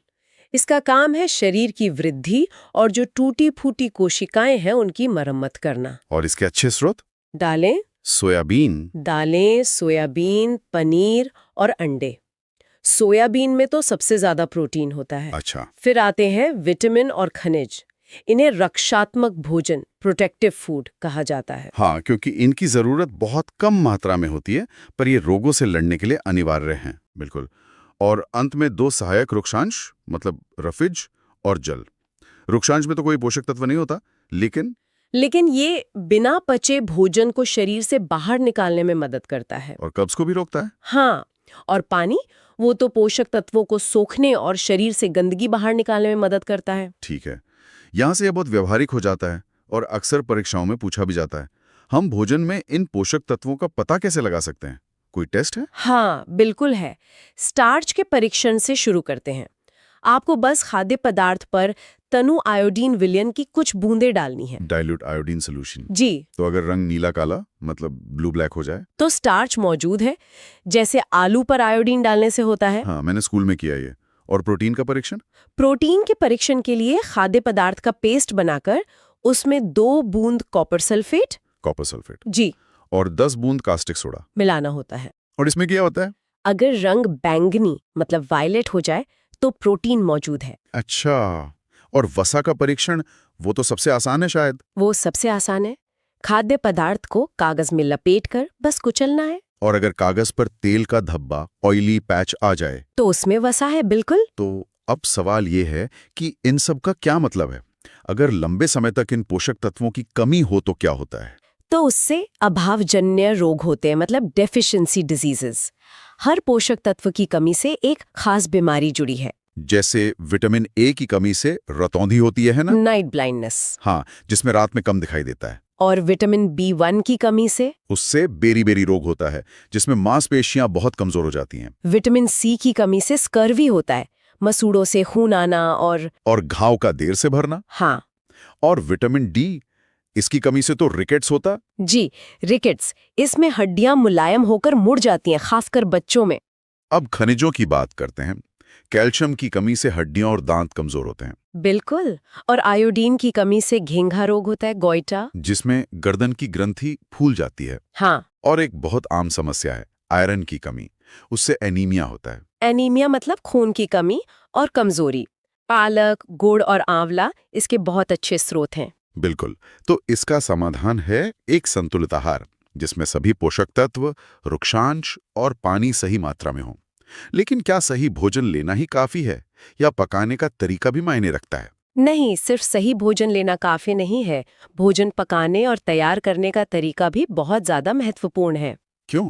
क्योंकि इससे पोषक तत्व नष्ट हो सकते हैं। अच्छा, जैसे कोई उदाहरण? जैसे सब्जियों और फलों को छीलने के बाद धोने से उनके विटामिन नष्ट हो जाते हैं। ओह, ये तो बहुत आम आदत है। हाँ, और चावल और दालों को बार-बार धोने से भी विटामिन और खनिज निकल जाते हैं। और ये एक बहुत ही महत्वपूर्ण बिंदु है, विटामिन सी गर्मी से बहुत आसानी से नष्ट हो जाता है। आपने बिल्कुल सही कहा। इसीलिए इसे कच्चा खाना बेहतर माना जाता है। मतलब सलाद वगैरह में? बिल्कुल। साथ ही भोजन को बहुत ज्यादा पकाने या पकाने के बाद उसका पानी फेंक देने से भी प्रोटीन और खनिजों की हानि होती है। तो हमने देखा कि हमारा भोजन कहाँ से आता है, इसमें क्या होता है, इसकी जांच कैसे होती है और इसकी कमी के क्या परिणाम होते हैं। मुख्य बात यह है कि हम क्या खाते हैं और उसे कैसे पकाते हैं, ये दोनों ही अच्छे स्वास्थ्य के लिए जरूरी है। आपने बिल्कुल सही सारांश दिया। और ये हमें एक अंतिम विचार की ओर ले जाता है, ये देखते हुए कि आधुनिक जीवन शैली और फूड प्रोसेसिंग अक्सर पोषक तत्वों को कम कर देते हैं। कोई व्यक्ति अपने रोज के खाना बनाने की आदत में ऐसा कौन सा एक छोटा और व्यावहारिक बदलाव कर सकता है जिससे भोजन का पोषण बेहतर तरीके से संरक्षित रहे। अगला टॉपिक है सजीव जगत, यानी द वर्ल्ड ऑफ लिविंग। आज हम एनसीईआरटी के नोट्स को आधार बनाकर जीव विज्ञान की दुनिया में उतरेंगे। मतलब बिल्कुल शुरुआत से ये समझने की कोशिश करेंगे कि एक जिंदा चीज बनती कैसे है, काम कैसे करती है। और ये चर्चा सीटेट जैसी प्रतियोगी परीक्षाओं के लिए बहुत काम की होगी। बिल्कुल। तो हम 4 मुख्य हिस्सों पर ध्यान देंगे। सबसे पहले जीवन की सबसे छोटी ईंट, कोशिका। फिर देखेंगे सूक्ष्म जीवों की दुनिया को, जो हमारे दोस्त भी हैं और दुश्मन भी। हाँ, उसके बाद समझेंगे कि इन सबको एनर्जी कैसे मिलती है, यानी श्वसन। और आखिर में ये सामान शरीर में एक जगह से दूसरी जगह पहुंचता कैसे है और जीवन आगे कैसे बढ़ता है, यानी परिवहन और जनन। चलिए तो शुरू करते हैं। तो किसी भी जिंदा चीज की कहानी शुरू होती है उसकी सबसे छोटी इकाई से, कोशिका, सेल। सुना है इसकी खोज 1665 में रॉबर्ट हुक ने की थी। हाँ, पेड़ की छाल में। पर इसे समझने का सबसे अच्छा तरीका है इसे एक छोटी सी फैक्ट्री की तरह देखना। फैक्ट्री कैसे? देखिए, हर फैक्ट्री की एक बाउंड्री होती है ना? कोशिका में भी एक बाहरी परत होती है, कोशिका झिल्ली या सेल मेम्ब्रेन। अच्छा। ये एक तरह से फैक्ट्री का गेटकीपर हुई। बिल्कुल। ये तय करती है कि क्या अंदर आएगा और क्या बाहर जाएगा। तो ये झिल्ली तो सभी में होती होगी, जानवरों में भी और पौधों में भी? हाँ, ये सब में होती है। लेकिन पौधों में इस झिल्ली के बाहर एक और मोटी मजबूत दीवार होती है, कोशिका भित्ति। सही। कोशिका भित्ति, और ये जानवरों में नहीं मिलती है। ये एक बहुत बड़ा अंतर है। तो क्या इसी की वजह से पेड़ इतने मजबूत होते हैं? बिल्कुल, ये सेलुलोज की बनी होती है और पौधे को एक ढांचा, एक कठोरता देती है। अब आते हैं फैक्ट्री के कंट्रोल रूम पर। यानी केंद्रक, न्यूक्लियस। हाँ, इसे कोशिका का ब्रेन कह सकते हैं। सारे निर्देश यहीं से जारी होते हैं। और मैंने सुना है कि इसी में जेनेटिक मटेरियल होता है। एकदम सही। इसी में गुणसूत्र यानी क्रोमोसोम्स होते हैं, जिनमें डीएनए होता है। यही माता-पिता के गुणों को बच्चों तक ले जाते हैं। और इस ब्रेन और बाहरी दीवार के बीच में जो जेली जैसा पदार्थ है, वो क्या है? वो है कोशिका द्रव्य यानी साइटोप्लाज्म। इसी में फैक्ट्री की बाकी सारी छोटी छोटी मशीनें तैरती रहती हैं। तो अगर परीक्षा के हिसाब से देखें तो पादप और जंतु कोशिका में मुख्य अंतर क्या-क्या हैं? 3 सबसे जरूरी अंतर हैं। पहला तो हमने अभी बात की, कोशिका भित्ति, जो सिर्फ पौधों में है। ठीक है। दूसरा है हरित लवक, जिसे क्लोरोप्लास्ट कहते हैं। ये एक तरह से पौधे के सोलर पैनल हैं, जो फोटोसिंथेसिस से खाना बनाते हैं। हाँ, ये जंतुओं में नहीं होते। और तीसरा बड़ा अंतर है रिक्तिका यानी वैक्यूल का। ये क्या होता है? इसे आप कोशिका का स्टोर रूम समझ लीजिए। पौधों में एक बहुत बड़ी सेंट्रल वैक्यूल होती है, जबकि जंतु कोशिकाओं में ये या तो होती ही नहीं या फिर बहुत छोटी छोटी होती हैं। बहुत बढ़िया। तो कोशिका की कहानी समझ आ गई। अब आते हैं उन जीवों पर जिन्हें हम नंगी आंखों से नहीं देख सकते, सूक्ष्म जीव। माइक्रो ऑर्गेनिजम्स, ये 4 तरह के होते हैं: जीवाणु, कवक, प्रोटोजोआ और शैवाल। और दिलचस्प बात यह है कि ये हमारे दोस्त भी हैं और दुश्मन भी। हाँ, पहले दोस्तों की बात करते हैं। बिल्कुल। हम जो दही खाते हैं वो लैक्टोबैसिलस नाम के एक जीवाणु की वजह से ही बनता है। वो दूध को दही में बदल देता है। और ब्रेड या केक जो फूलते हैं, उसका क्या कारण है? वो होता है खमीर यानी यीस्ट की वजह से। ये एक तरह का कवक है, फंगस। ये किण्वन की प्रक्रिया करता है। फर्मेंटेशन। हाँ, फर्मेंटेशन। इसमें ये चीनी को अल्कोहल और कार्बन डाइऑक्साइड गैस में बदलता है। इसी गैस से ब्रेड फूलती है। अरे वाह! और दवाइयों में भी इनका रोल है, जैसे पेनिसिलिन। पेनिसिलिन तो एक क्लासिक उदाहरण है। वो एक फफूंद से ही बनती है। और तो और खेती में भी ये बहुत मदद करते हैं। वो कैसे? राइजोबियम नाम का एक जीवाणु है जो दलहनी पौधों की जड़ों में रहता है और हवा की नाइट्रोजन को सीधे मिट्टी में फिक्स कर देता है। एक तरह से पौधे के लिए मुफ्त का खाद बनाता है। तो ये तो हो गए हमारे मददगार दोस्त। अब उन सूक्ष्म जीवों की बात करते हैं जो बीमारियां फैलाते हैं। हाँ, इनमें सबसे पहले आते हैं विषाणु यानी वायरस। वायरस को तो सजीव और निर्जीव के बीच की कड़ी भी मानते हैं, है ना? बिल्कुल। जब ये शरीर के बाहर है तो बेजान है, अंदर आते ही जिंदा हो जाते हैं। पोलियो, खसरा, चिकन पॉक्स, कोविड-19 ये सब वायरस से ही होते हैं। और जीवाणु यानी बैक्टीरिया से? बैक्टीरिया से हैजा, टाइफॉइड, टीबी जैसी बीमारियां होती हैं। और मलेरिया, वो किससे होता है? मलेरिया प्रोटोजोआ से होता है, जिसका नाम है प्लाज्मोडियम, और इसे फैलाता है मच्छर। मतलब मच्छर सिर्फ एक कैरियर है? हाँ, और त्वचा के रोग जैसे दाद और खाज ये अक्सर कवक यानी फंगी से होते हैं। तो जब ये खाने को खराब कर सकते हैं तो हम खाने को इनसे बचाते कैसे हैं? दूध के लिए तो एक खास तरीका है, पास्चराइजेशन। पैस्चराइजेशन। लुई पास्चर ने इसे खोजा था। इसमें दूध को 70 डिग्री सेल्सियस पर 15 से 30 सेकंड के लिए गर्म करके और फिर फौरन ठंडा कर देते हैं। हाँ, बिल्कुल। इससे ज्यादातर बैक्टीरिया मर जाते हैं। और अचार में नमक और जैम में चीनी का इस्तेमाल, वो भी एक साइंटिफिक तरीका है। नमक और चीनी दोनों ही नमी को सोख लेते हैं और बिना नमी के बैक्टीरिया पनप नहीं पाते। बहुत खूब। चलिए अब समझते हैं कि इन सब को ऊर्जा कैसे मिलती है। लोग अक्सर सांस लेने और श्वसन को एक ही चीज समझ लेते हैं। हाँ, जबकि ये अलग है। सांस लेना यानी ब्रीदिंग, वो तो सिर्फ गैसों का लेना देना है। ऑक्सीजन अंदर, कार्बन डाइऑक्साइड बाहर। और श्वसन, रेस्पिरेशन? श्वसन वो केमिकल प्रक्रिया है जिसमें भोजन यानी ग्लूकोज टूटकर ऊर्जा पैदा करता है, और ये 2 तरह का होता है। एक ऑक्सीजन के साथ और एक उसके बिना? सही। जब ऑक्सीजन की मौजूदगी में होता है तो उसे वायवीय यानी एरोबिक श्वसन कहते हैं। इसमें ज्यादा ऊर्जा बनती है। और जब ऑक्सीजन के बिना होता है? उसे अवायवीय यानी एनारोबिक कहते हैं। यीस्ट ऐसा ही करता है, जिसमें ग्लूकोज टूटकर अल्कोहल, कार्बन डाइऑक्साइड और बहुत कम ऊर्जा बनाता है। यहीं पर एक बहुत आम अनुभव जुड़ा है। भारी कसरत के बाद मांसपेशियों में जो दर्द होता है, वो भी अवायवीय श्वसन का ही एक उदाहरण है। अच्छा, वो कैसे? जब मांसपेशियों को पूरी ऑक्सीजन नहीं मिलती तो वो बिना ऑक्सीजन के ही ऊर्जा बनाने लगती हैं। इस प्रक्रिया में लैक्टिक एसिड बनता है। और इसी लैक्टिक एसिड के जमा होने से दर्द होता है। बिल्कुल, इसीलिए गर्म पानी से नहाने पर आराम मिलता है, क्योंकि उससे ब्लड सर्कुलेशन बढ़ता है और लैक्टिक एसिड हट जाता है। ये तो बहुत दिलचस्प है।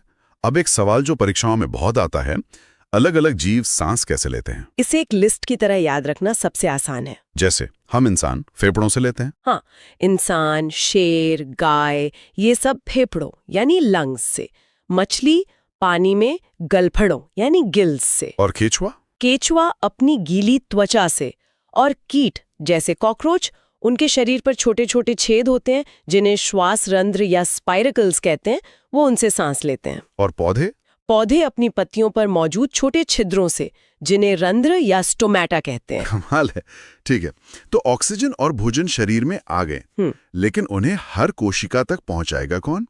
यहीं पर परिवहन तंत्र काम आता है। हाँ, शरीर का ट्रांसपोर्ट सिस्टम। मानव शरीर में ये काम परिसंचरण तंत्र करता है, जिसका मुख्य हिस्सा है रक्त यानी ब्लड। रक्त के 3 मुख्य कण हैं। आरबीसी यानी लाल रक्त कोशिका जो ऑक्सीजन ढोती हैं, डब्ल्यूबीसी श्वेत रक्त कोशिका जो बीमारियों से लड़ती हैं। शरीर के सैनिक। हाँ, और तीसरे हैं प्लेटलेट्स जो चोट लगने पर खून का थक्का जमाते हैं। और ये सब बहता किसमें है? ये बहता है रक्त वाहिकाओं में। धमनी यानी आर्टरी जो दिल से शुद्ध खून शरीर तक ले जाती है, और शिरा यानी वेन जो शरीर से अशुद्ध खून वापस दिल में लाती है। और इस पूरे सिस्टम का पंप है हमारा दिल, जिसमें 4 चैम्बर होते हैं। सही। अब पौधों में परिवहन की बात करते हैं। इसे याद रखने की एक आसान ट्रिक है। हाँ, ये ट्रिक हमेशा काम आती है। पौधों में 2 तरह के ट्यूब होते हैं, जाइलम और फ्लोएम। बिल्कुल। जाइलम, ज से जाइलम, ज से जल।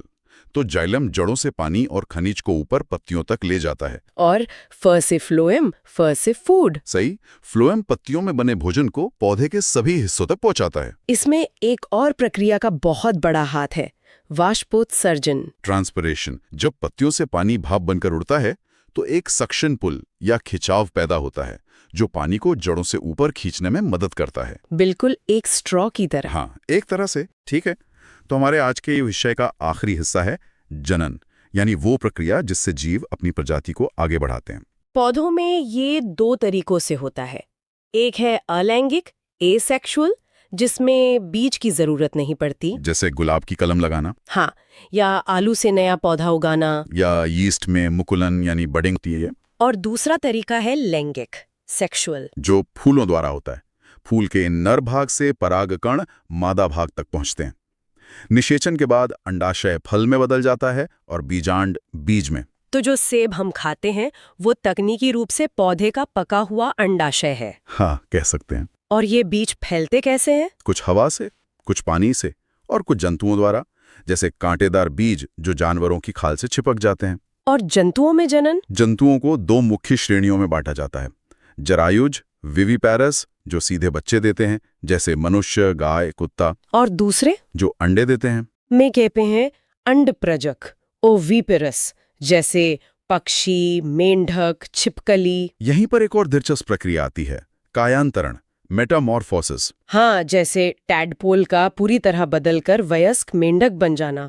ये प्रक्रिया थायरॉक्सिन हार्मोन की मदद से होती है। तो आज हमने कोशिका की बनावट से लेकर सूक्ष्म जीवों के दोहरे स्वभाव, श्वसन, परिवहन और आखिर में जनन की प्रक्रियाओं तक को संक्षेप में समझा। और इन सब में जोड़ने वाली बात यह है कि ये सभी प्रक्रियाएं एक दूसरे पर कितनी निर्भर हैं। सब कुछ एक दूसरे से जुड़ा है। ये पूरी चर्चा एक सवाल छोड़ जाती है। हमने वायरस का जिक्र किया जिसे सजीव और निर्जीव के बीच की कड़ी माना जाता है।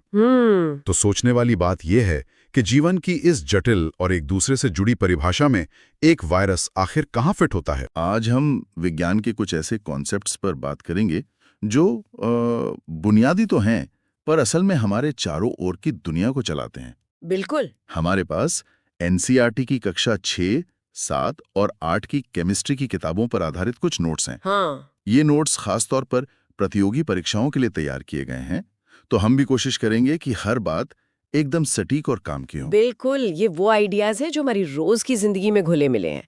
किचन में नींबू निचोड़ने से लेकर बालकनी में रखे गमले की लोहे की ग्रिल पर जंग लगने तक हर जगह केमिस्ट्री है। सही बात है। तो आज हम इसी केमिस्ट्री को परत दर परत समझने की कोशिश करेंगे। ठीक है, तो फिर शुरू करते हैं।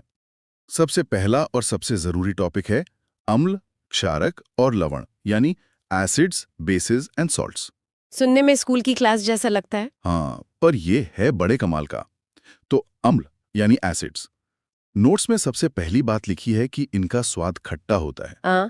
और ये नीले लिटमस पेपर को लाल कर देते हैं। बिल्कुल, और इसके लिए एक ट्रिक भी दी है, अनील। अनील, हाँ, अम्ल नीला लाल, याद रखने के लिए काफी अच्छा है। और मजे की बात यह है कि हम इन अम्लों को रोज खाते पीते हैं। बिल्कुल, सिरके में एसिटिक अम्ल है, संतरे नींबू में सिट्रिक अम्ल, दही में लैक्टिक अम्ल। अच्छा, और चींटी जब काटती है वो भी तो? हाँ, वो हमारे स्किन में फॉर्मिक अम्ल छोड़ देती है जिससे जलन होती है। अच्छा, तो ये तो हुए अम्ल। अब आते हैं क्षारक यानी बेसिस पर।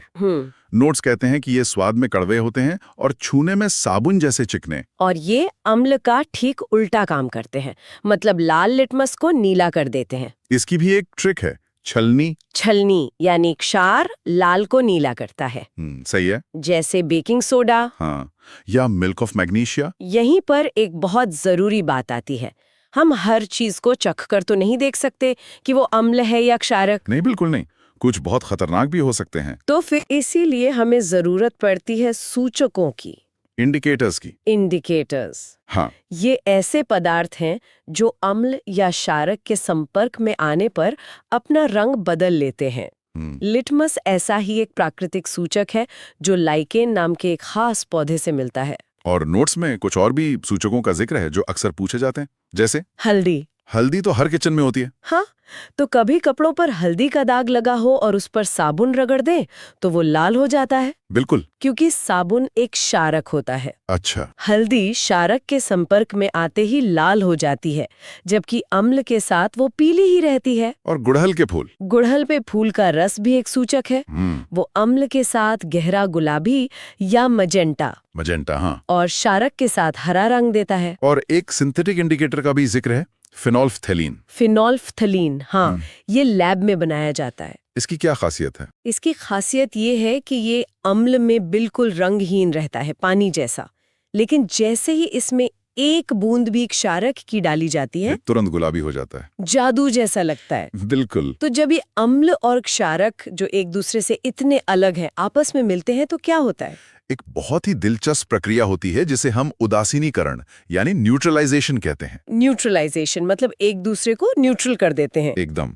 जब एक अम्ल और एक क्षारक मिलते हैं तो वो एक दूसरे के असर को खत्म कर देते हैं, और इस प्रक्रिया में लवण यानी सॉल्ट और पानी बनता है। साथ में थोड़ी गर्मी भी निकलती है। इसका हमारी जिंदगी में कोई इस्तेमाल है? बहुत है। जब पेट में बहुत ज्यादा एसिड बन जाता है और हमें एसिडिटी होती है तो हम एंटासिड लेते हैं। हाँ, जैसे मिल्क ऑफ मैग्नीशिया। वो एक क्षारक है जो पेट के अतिरिक्त अम्ल को न्यूट्रलाइज कर देता है और हमें राहत मिलती है। अच्छा, हाँ। और चींटी के काटने पर चींटी के फॉर्मिक एसिड के असर को कम करने के लिए हम बेकिंग सोडा जैसा क्षारक उस जगह पर मलते हैं। कमाल है, मतलब ये सब सिर्फ किताबी बातें नहीं है। अच्छा, तो अगला टॉपिक है हमारे आसपास होने वाले बदलाव। नोट्स इन्हें दो हिस्सों में बांटते हैं, भौतिक और रासायनिक परिवर्तन। और इन दोनों के बीच का फर्क समझना बहुत जरूरी है। क्या फर्क है? इसका सिर्फ एक ही बड़ा नियम है, क्या कोई नया पदार्थ बन रहा है? अगर कोई नया पदार्थ नहीं बन रहा है तो वो भौतिक परिवर्तन है। मतलब जैसे अगर मैं कागज को फाड़ दूं तो वो रहेगा तो कागज ही, या फिर बर्फ पिघलकर पानी बन जाए। एकदम सही। और ये परिवर्तन अक्सर उत्क्रमणीय यानी रिवर्सिबल होते हैं। आप पानी को जमा कर वापस बर्फ बना सकते हैं। लेकिन रासायनिक परिवर्तन में हमेशा एक नया पदार्थ बनता है और ये इरिवर्सिबल होता है। बिल्कुल। जैसे अगर उसी कागज को जला दिया जाए तो वो राख बन जाएगा। अब राख से वापस कागज तो नहीं बना सकते। नहीं बना सकते। या दूध से दही जमना, ये भी एक रासायनिक परिवर्तन है। इसका सबसे क्लासिक उदाहरण है मोमबत्ती का जलना।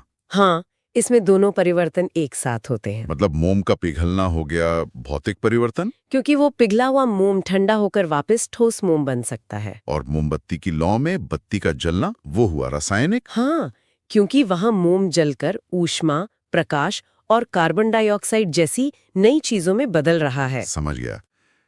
इसी से जुड़ा एक बहुत आम रासायनिक परिवर्तन है लोहे पर जंग लगना। जंग लगना। हाँ। नोट्स कहते हैं कि इसके लिए दो चीजें बहुत जरूरी हैं, ऑक्सीजन और नमी। हाँ, जंग असल में आयरन ऑक्साइड है। लोहा जब हवा की ऑक्सीजन और पानी यानी नमी के संपर्क में आता है तो धीरे धीरे जंग में बदल जाता है। और लोहे को कमजोर कर देता है, इसीलिए हम पेंट करते हैं। सही, ताकि लोहे का सीधा संपर्क हवा और नमी से कट जाए। नोट्स में एक और प्रक्रिया का जिक्र है, यशद लेपन यानी गैल्वेनाइजेशन। गैल्वेनाइजेशन, हाँ, ये जंग से बचाने का एक बहुत ही शानदार तरीका है। इसमें लोहे के ऊपर जिंक यानी जस्ते की एक पतली परत चढ़ा दी जाती है। तो वो एक कवर की तरह काम करती है। कवर से भी ज्यादा, जिंक जो है वो लोहे से ज्यादा क्रियाशील होता है। अच्छा, तो अगर उस परत पर कहीं खरोंच लग भी जाए तो हवा और नमी लोहे के बजाय पहले जिंक से क्रिया करते हैं। मतलब जिंक खुद को कुर्बान कर देता है। बिल्कुल, इसे सैक्रिफिशियल प्रोटेक्शन कहते हैं। जिंक एक तरह से लोहे का बॉडीगार्ड बन जाता है। ये तो बहुत दिलचस्प है। तो ये जिंक और लोहे का अलग अलग व्यवहार हमें हमारे अगले पड़ाव पर ले आता है, धातु और अधातु। हाँ, हर तत्व का अपना एक अलग किरदार होता है। तो धातुओं की क्या पहचान है? धातुओं के कुछ खास गुण होते हैं। पहला है आघात वर्धनीयता, मैलिएबिलिटी। मतलब इनको हथौड़े से पीट पीट कर पतली चादर में बदल सकते हैं, जैसे मिठाई पर लगा चांदी का वर्क। एकदम सही। और दूसरा गुण है तन्यता यानी डक्टिलिटी।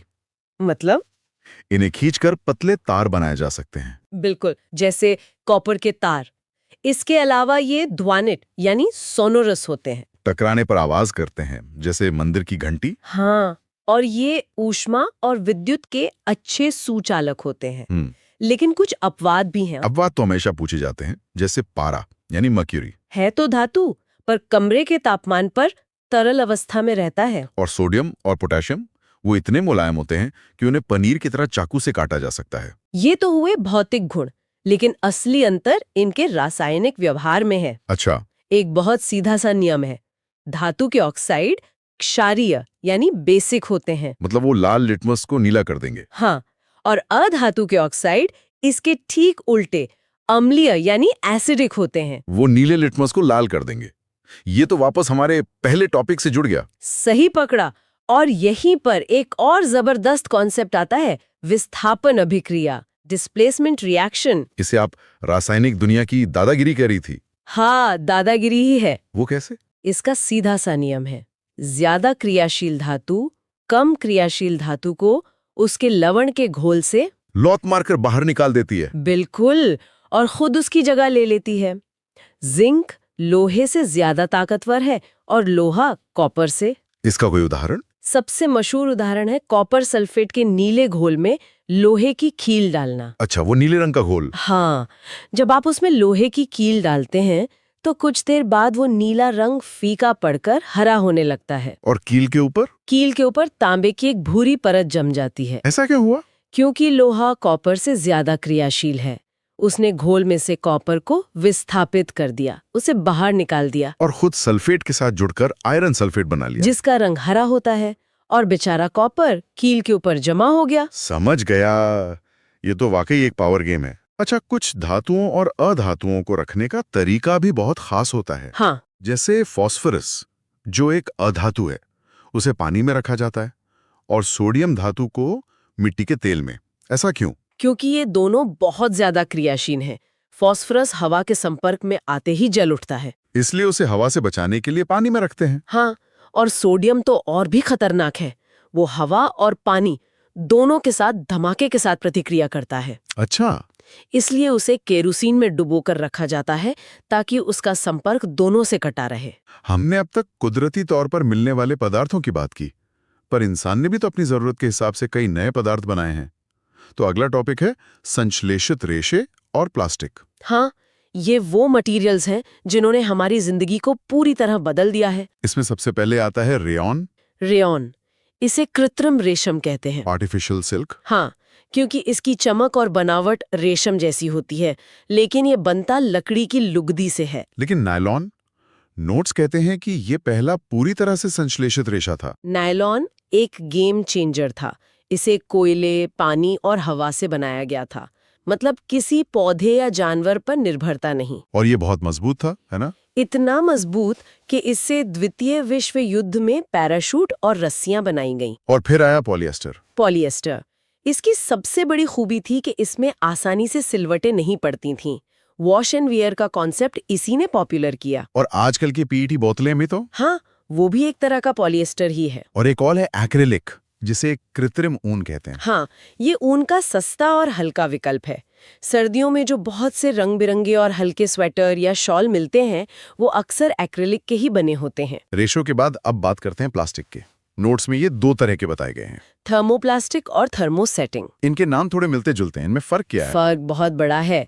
थर्मोप्लास्टिक वो हैं जिन्हें आप गर्म करके बार बार पिघला सकते हैं और नया आकार दे सकते हैं, जैसे पॉलीथीन और पीवीसी। हाँ, आप इन्हें चॉकलेट की तरह समझ सकते हैं, जिसे आप बार बार पिघलाकर जमा सकते हैं। तो फिर थर्मोसेटिंग प्लास्टिक क्या है? थर्मोसेटिंग प्लास्टिक को अगर एक बार किसी आकार में ढाल दिया गया तो फिर वो स्थायी हो जाता है। आप उसे गर्म करके दोबारा नरम नहीं कर सकते। जैसे अंडा, एक बार ऑमलेट बना लिया तो वापस कच्चा अंडा नहीं बना सकते। बिल्कुल सही उदाहरण है। इसके कुछ उदाहरण। 2 बहुत अच्छे उदाहरण हैं। पहला है बैकेलाइट। ये ऊष्मा और बिजली का कुचालक है। इसीलिए इससे बिजली के स्विच और बर्तनों के हैंडल बनते हैं। हाँ, और दूसरा है मेलामाइन। ये आग का प्रतिरोध करता है और दूसरे प्लास्टिक से ज्यादा गर्मी सह सकता है। अच्छा, इसीलिए इससे फायरमैन की यूनिफॉर्म पर परत चढ़ाई जाती है। और न टूटने वाले डिनर सेट भी बनते हैं। वाह, इन पदार्थों के गुणों की बात करते करते हम आग और गर्मी तक पहुंच गए। तो हमारा आखिरी छोटा सा टॉपिक है दहन और ज्वाला।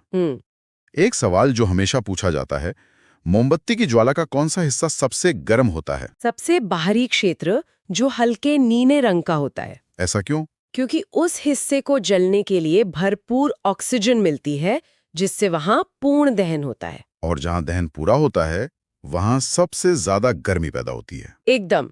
इसीलिए सुनार सोने या चांदी को पिघलाने के लिए फूकनी से ज्वाला के सबसे बाहरी हिस्से को ही धातु पर डालते हैं। और एक आखिरी तथ्य जो इन नोट्स में है, सभी ईंधनों में हाइड्रोजन का ऊष्मीय मान यानी कैलोरीफिक वैल्यू सबसे ज्यादा होता है। इसका सीधा मतलब है कि अगर आप 1 किलो हाइड्रोजन जलाएं और 1 किलो कोई और ईंधन जलाएं, तो हाइड्रोजन सबसे ज्यादा ऊर्जा या गर्मी पैदा करेगा। मतलब सबसे ज्यादा एफिशिएंट ईंधन है। बिल्कुल। तो आज हमने इन सभी कॉन्सेप्ट्स को खंगाला।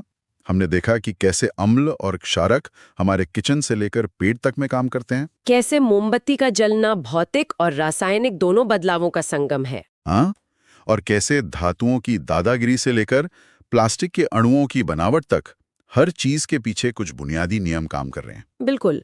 इन सिद्धांतों को समझना सिर्फ परीक्षा पास करने के लिए नहीं है। ये हमें अपने आसपास की दुनिया को एक गहरी नजर से देखने का मौका देता है। ये एक वैज्ञानिक सोच को जन्म देता है। हाँ, नोट्स में हमने विस्थापन अभिक्रिया की बात की, जहां एक ज्यादा क्रियाशील धातु कम क्रियाशील धातु को उसकी जगह से हटा देती है। जरा सोचिए कि यही सिद्धांत कितने बड़े पैमाने पर काम कर सकता है। शायद ग्रहों के निर्माण के समय जब भारी तत्व केंद्र की ओर चले गए और हल्के तत्व सतह पर रह गए। हाँ, ये हो सकता है। या तारों के अंदर जहां अत्यधिक दबाव और तापमान में एक तत्व दूसरे में बदल रहा है। ब्रह्मांड में और कौन सी विशाल विस्थापन अभिक्रियाएं चल रही होंगी जो हमारे भविष्य को आकार दे रही हैं? अगला टॉपिक है भौतिक विज्ञान। आज हम एनसीईआरटी की कक्षा 6, 7 और 8 के विज्ञान की किताबों से कुछ बहुत ही दिलचस्प सिद्धांतों पर एक गहरी नजर डालेंगे। बिल्कुल। और हमारा मकसद सिर्फ रटना नहीं है, बल्कि इन कॉन्सेप्ट्स के पीछे का क्यों और कैसे समझना है। हम गति, बल, ध्वनि, प्रकाश से लेकर हमारे सौरमंडल तक के सफर पर चलेंगे। चलिए तो शुरू करते हैं। जब हम गाड़ी चलाते हैं तो डैशबोर्ड पर 2 मीटर होते हैं। एक सुई होती है जो 0 से 100 तक जाती है और एक नंबर होता है जो लगातार बढ़ता रहता है। सुनने में एक जैसे लगते हैं, पर भौतिकी में ये 2 बिल्कुल अलग चीजें हैं, है ना? हाँ, और ये गति को समझने के लिए एक बेहतरीन शुरुआत है। वो जो सुई है जो हमें बताती है कि हम उस पल कितनी तेज चल रही हैं, वो है स्पीडोमीटर। ये हमारी चाल मापता है। स्पीड यानी रफ्तार। सही। और जो मीटर हमारी तय की गई कुल दूरी को दिखाता है, मतलब अब तक कितना चल चुके हैं, वो है ओडोमीटर।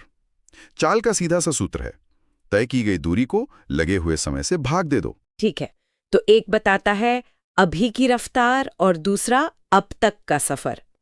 चलिए अब उस चीज पर आते हैं जो गति पैदा करती है, बल। सीधी भाषा में कहें तो किसी चीज को धकेलना या खींचना। हाँ, लेकिन मुझे हमेशा ये फैसिनेट करता है कि कुछ बल छूने पर काम करते हैं और कुछ बिना छुए, जैसे कोई जादू हो। ये जादू नहीं, बस असंपर्क बल है। आपने बिल्कुल सही पकड़ा। बलों को हम मोटे तौर पे 2 हिस्सों में बांट सकते हैं। पहला है संपर्क बल, मतलब जिसके लिए छूना जरूरी है, जैसे आप दरवाजा धकेलते हैं। वो हुआ पेशीय बल। हाँ, मांसपेशियों का बल। या जब कोई गेंद जमीन पर लुढ़कते हुए रुक जाती है तो वो घर्षण बल की वजह से होता है। और वो जादुई बल कौन से हैं जो बिना छुए काम करते हैं? उसके सबसे अच्छे उदाहरण हमारे चारों ओर हैं। पहला तो है चुंबकीय बल, जो दूर से ही लोहे को खींच लेता है। दूसरा है स्थिर वैद्युत बल। याद है बचपन में हम कंघी को सूखे बालों में रगड़कर कागज के टुकड़े उठाते थे? हाँ, बिल्कुल याद है। वो यही बल है। और तीसरा, सबसे बड़ा और सबसे जरूरी, गुरुत्वाकर्षण बल, जो हमें जमीन पर टिकाए रखता है। ये सब बिना किसी सीधे संपर्क के काम करते हैं। गुरुत्वाकर्षण वाकई में सबसे बड़ा जादू लगता है। अच्छा, बल से जुड़ी एक और चीज है दाब। मैंने सुना है कि एक ही इंसान एक ही बल से कील को दीवार में ठोक सकता है, पर अपनी हथेली से दीवार पर जोर लगाए तो कुछ नहीं होता। ऐसा क्यों? बल तो उतना ही है। यहां पर असली खेल बल का नहीं, बल्कि क्षेत्रफल का है। दाब का सूत्र ही है दाब बराबर बल क्षेत्रफल। मतलब आपका बल कितने बड़े एरिया पर फैल रहा है, दाब उसी पर निर्भर करता है।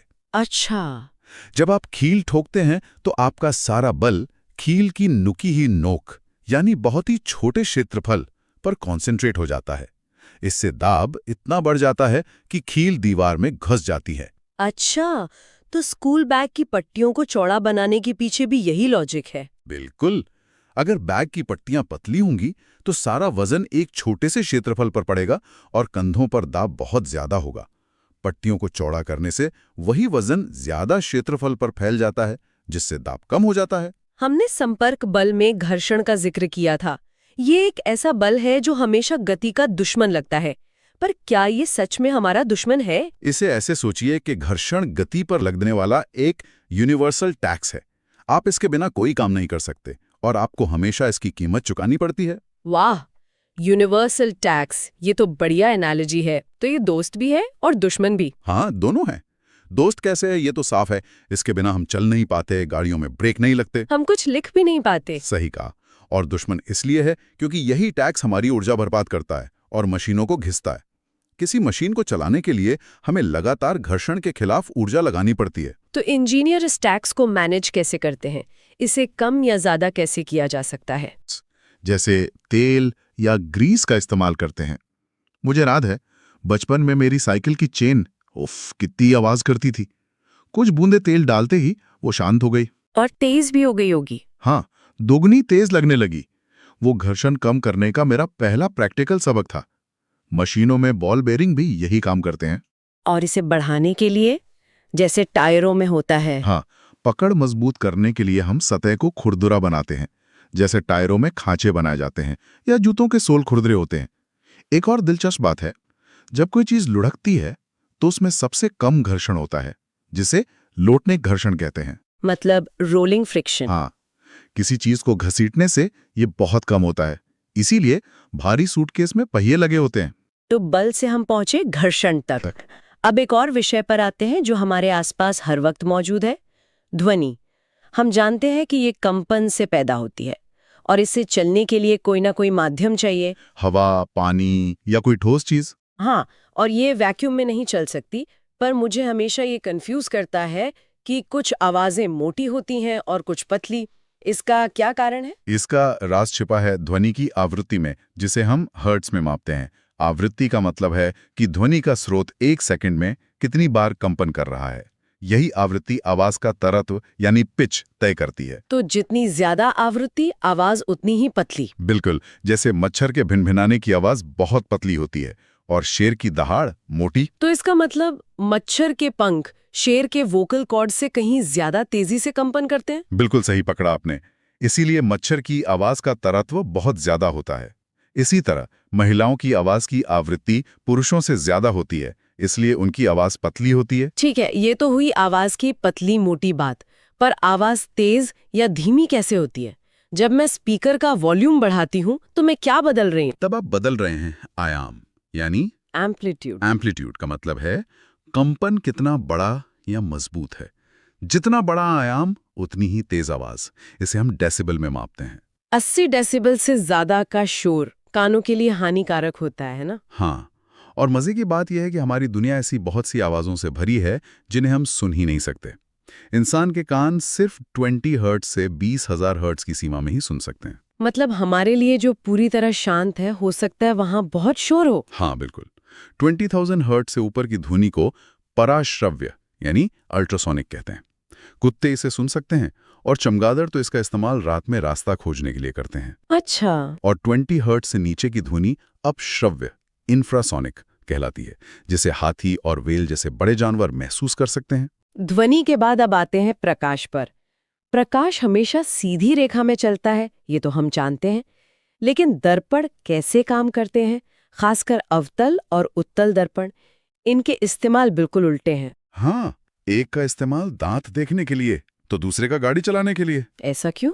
इसका कारण है कि वे प्रकाश की किरणों के साथ क्या करते हैं। अवतल दर्पण, जिसकी सतह अंदर की ओर धसी होती है, वो प्रकाश की किरणों को एक बिंदु पर इकट्ठा करता है, कन्वर्ज करता है। इसी गुण के कारण दंत चिकित्सक इसे दांतों की बड़ी छवि देखने के लिए इस्तेमाल करते हैं। टॉर्च के हेडलाइट्स में भी यही लगता है। और उत्तल दर्पण जो गाड़ियों में साइड मिरर की तरह लगा होता है? उत्तल दर्पण की सतह बाहर की ओर उभरी होती है और यह प्रकाश को फैलाता है। इसकी सबसे बड़ी खासियत यह है कि यह हमेशा एक सीधी और छोटी छवि बनाता है, लेकिन बहुत बड़े क्षेत्र की, ताकि पीछे का ज्यादा से ज्यादा नजारा दिखे। बिल्कुल, ताकि कोई ब्लाइंड स्पॉट ना रहे। तो यहाँ साइज की जगह ज्यादा व्यू को प्राथमिकता दी जाती है। मतलब सुरक्षा के लिए एक सोचा समझा समझौता। और लेंस के बारे में क्या? लेंस जो बीच में से मोटा होता है वो आवर्धक लेंस की तरह काम करता है, मतलब चीजों को बड़ा दिखाता है। और अवतल लेंस? अवतल लेंस जो बीच में से पतला होता है वो हमेशा छोटी छवि बनाता है। प्रकाश की बात हो और इंद्रधनुष का जिक्र न हो, ऐसा कैसे हो सकता है? वो कैसे बनता है? इंद्रधनुष इस बात का सबसे सुंदर सबूत है कि सूरज की सफेद रोशनी असल में सफेद नहीं है, यह 7 रंगों का मिश्रण है। जब यह रोशनी बारिश की बूंदों से होकर गुजरती है तो वो बूंदें एक छोटे प्रिज्म की तरह काम करती हैं और प्रकाश को उसके 7 रंगों में तोड़ देती हैं। हाँ, VIBGYOR। इस घटना को विक्षेपण कहते हैं। हमारी आंख भी तो एक तरह का लेंस ही है। बिल्कुल, हमारी आंख में एक उत्तल लेंस होता है और रेटिना एक पर्दे की तरह काम करता है जहां छवि बनती है।